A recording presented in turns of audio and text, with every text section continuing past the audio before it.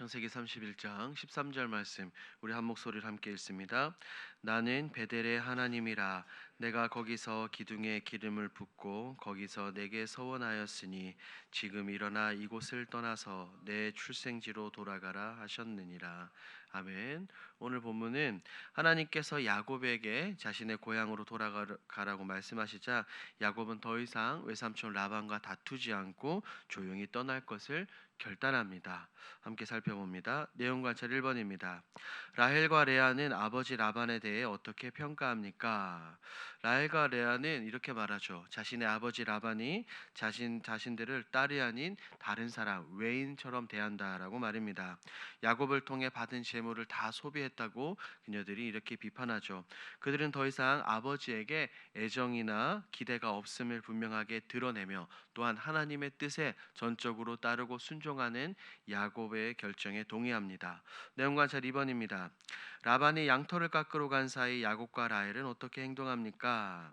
라반이 자리를 비운 틈을 타서 야곱은 그의 가족들과 함께 조용히 그곳을 떠날 것을 준비를 합니다. 하지만 라헬은 아버지 라반의 드라빔, 이것은 가정에 있는 우상, 신상이죠. 이것을 몰래 훔쳐서 나오죠.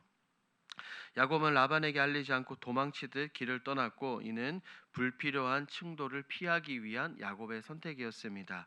야곱이 왜 라반에게 알리지도 않고 이런 선택을 했는지는 우리 연구와 묵상에서 조금 더 깊이 살펴보도록 합니다. 연구와 묵상입니다. 야곱은 왜 라반에게 말하지 않고 떠납니까? 야곱은 지난 오랜 세월 라반의 집에 머물면서 수많은 불이익과 부당한 대우를 받으며 그 모든 것을 인내해 왔습니다. 라반은 야곱에게 수차례 계약을 바꾸고 야곱을 이용해서 자신의 재산을 굉장히 늘려갔죠. 겉보기에는 둘의 관계는 굉장히 평화로웠지만 내면을 들여다보면 그 관계는 불신과 갈등, 오해가 많이 쌓여 있는 긴장된 관계였습니다. 그런 가운데 하나님께서는 야곱에게 나타나셔서 내 조상의 땅으로 돌아가라라고 말씀하시자 야곱은 이 하나님의 말씀에 그대로 순종하며 조용히 길을 떠나는 선택을 합니다. 이것은 단순한 도망이라기보다 불필요한 논쟁과 충돌을 피하고 하나님의 인도하심에 집중하려는 야곱의 결단의 모습을 볼 수 있습니다. 왜냐하면 야곱은 이제 더 이상 예전처럼 스스로 생각하고 스스로 판단하고 스스로 결정하는 이것을 하지 않고 하나님의 말씀에 따라 움직이는 자로 변화되고 있었기 때문입니다. 만약 야곱이 라반에게 미리 떠난다라고 그렇게 말했더라면 라반은 또다시 다른 여러 가지 조건을 붙이며 방해하며 시간을 지연시켰을 것입니다. 야곱은 이 외삼촌 라반의 그 모든 가능성을 피하고자 조용히 하지만 믿음 안에서 용기 있게 순종의 발걸음을 내디딘 것입니다. 또한 야곱의 결정은 과거의 야곱과는 분명히 다른 모습입니다. 이전에 과거의 그는 야곱은 계산하고 남을 속이던 자였지만 이제는 말씀을 기준으로 삼아 갈등보다 평안을 택하는 신앙의 방향성, 믿음의 발걸음을 움직이는 것입니다. 하나님은 우리에게도 동일하게 말씀하고 계십니다. 모든 상황을 우리가 직접 해결하려 들지 말고 하나님께서 이끄시는 대로 말씀의 인도함에 따라 믿음으로 조용히 순종하라고 말입니다. 야곱의 침묵은 단순히 비겁함이 아니라 모든 믿음으로 갈등을 내려놓고 하나님의 뜻을 최우선으로 가장 우선시한 선택이었다는 것을 오늘 본문을 통해서 우리는 알 수 있는 겁니다. 느낀 점을 봅니다. 하나님의 뜻을 따르기 위해 불필요한 싸움을 피하고 장애물을 최소화하는 야곱을 보며 무엇을 느낍니까? 야곱은 라반에게 받은 수많은 상처와 억울함, 오해들이 있죠.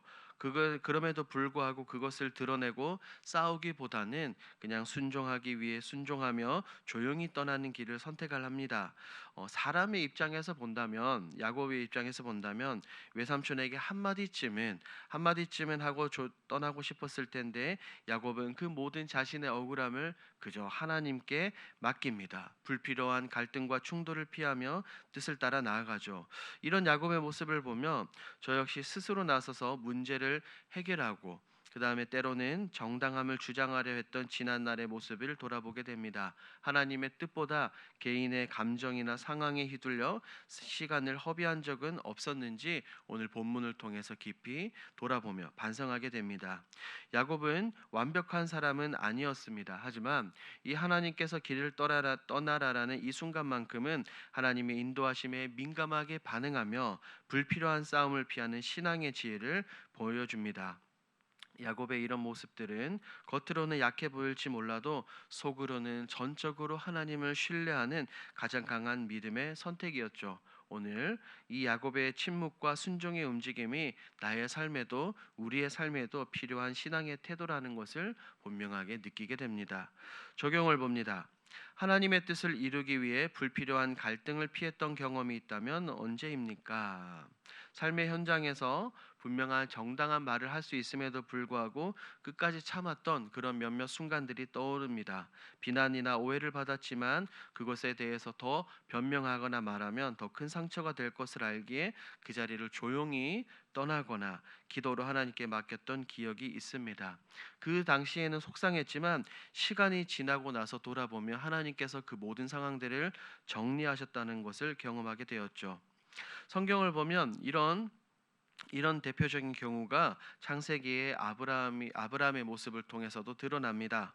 아브라함은 조카 롯과 목자들 사이에 분쟁이 일어나자 자신이 먼저 분명하게 선택할 권리가 있음에도 불구하고 내가 좌하면 내가 우하고 내가 우하면 내가 좌하겠다라고 말합니다.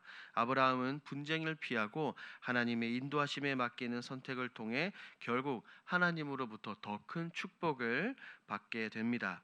자신의 유익보다 하나님의 뜻을 앞세운 믿음의 행동이었죠. 때로는 이 본문과 아브라함의 모습을 통해서 알 수 있는 것처럼 말하지 않는 것이 믿음이고 손해 보는 것이 순종의 걸음일 수 있습니다. 불필요한 다툼을 피할 때 하나님께서 더 선한 뜻을 이루신다는 것을 우리는 분명히 기억을 해야 합니다. 마지막 결단을 봅니다. 불필요한 일에 힘을 낭비하지 않고 하나님의 뜻을 이루기 위해 오늘 무엇을 실천하겠습니까? 오늘 창세기 31장 본문 말씀을 기억하면서 다음과 같이 두 가지 정도로 결단해 보는 것은 어떻겠습니까? 첫 번째, 내 감정을 앞세우기보다 하나님의 뜻을 먼저 묻는 기도를 하는 것이죠. 상대의 말이나 어떤 상황에 반응하기보다는 그 자리에 잠시 멈춰서 이 상황에서 하나님은 내게 무엇을 원하실까라고 질문하고 하나님께 말씀 붙들고 엎드려 기도하는 훈련을 해 보는 것입니다.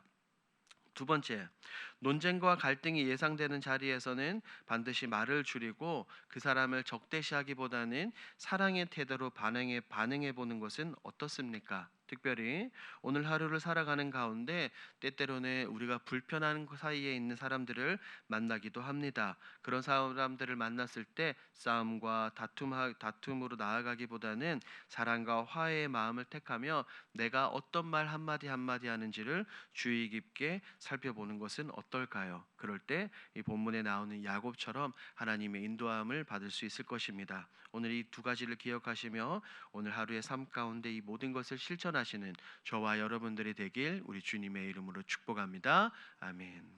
오늘 들은 말씀을 기억하며 함께 기도하겠습니다. 첫 번째, 가장 먼저 하나님의 뜻에 순종하는 사람이 되게 하옵소서. 두 번째, 불필요한 싸움을 내려놓고 주님의 뜻을 이루는 데 집중할 수 있는 지혜와 명철을 갖게 하옵소서. 8월 공동 기도 제목입니다. 사람의 의나 세상의 방식이 아닌 주님을 바라보며 기도와 헌신으로 모든 공사를 감당하게 하옵소서. 순결한 동기로 교회를 섬기는 충성된 일꾼들이 세워지게 하옵소서. 이와 같은 공동 기도 제목으로 기도하시고 여러분들이 가지고 오신 개인 기도 제목으로 자유롭게 기도하시다가 돌아가겠습니다. 우리 주여 힘차게 부르짖고 기도합니다. 주여, 하나님 감사합니다.